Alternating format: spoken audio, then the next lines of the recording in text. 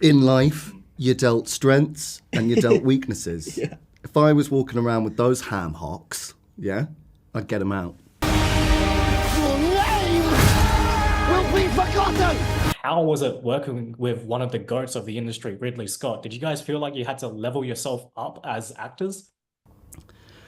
I think, personally speaking, I was very aware of his CV and the kind of worlds that he can build, and his talent as a director is obviously undeniable. So it was obvious that we'd have to come in and deliver our best, whatever that might be. But yeah, I think it was...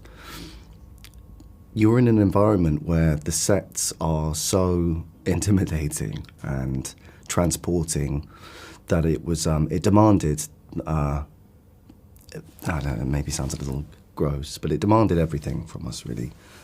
We couldn't really dance around it, so committing was the only way through, I think.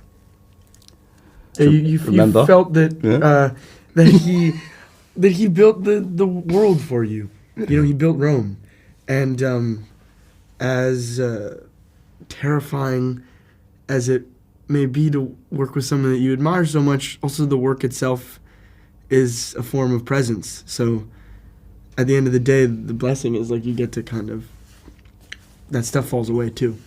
100%, yeah. On the topic of Rome, are you guys familiar with the internet meme like Roman Empire? It's popped up. I think that occurred during when we were filming. Was that it started last summer? Started last summer, so the obvious question here is, what are your Roman empires? What's something obscure on your mind constantly there? The Roman Empire itself is my Roman Empire, or it was for a bit last year. Yeah. Is the concept of the meme, like, what is it? I don't really understand it. For example, Kate Blanchett often rants about leaf blowers out of all things. Like, that's just something that occupies her brain on a daily basis. So I guess, like, what is something that's your leaf blower, aka your As in Roman Empire? as in Kate Blanchett is bothered by leaf blowers, Yes. Or just fascinated? or just intrigued? A bit of both. Right.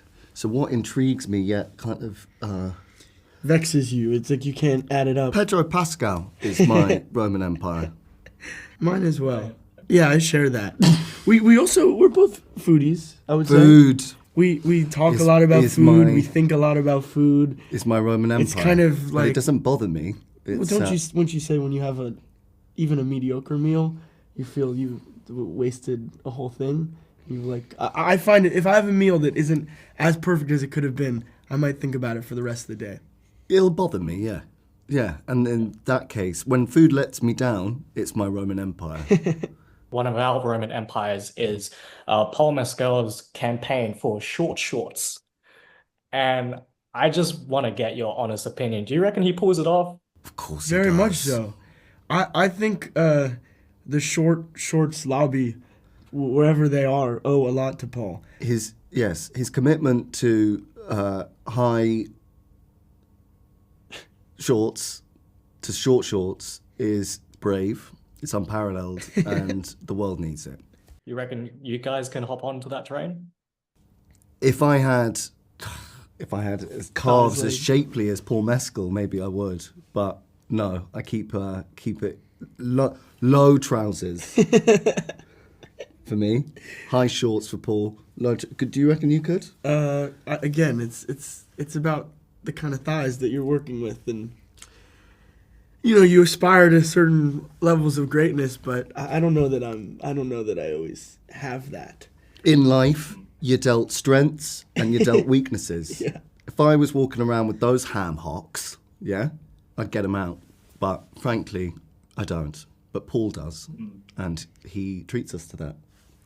And he kind of lives for the rest of us. in Yeah, that way. yeah.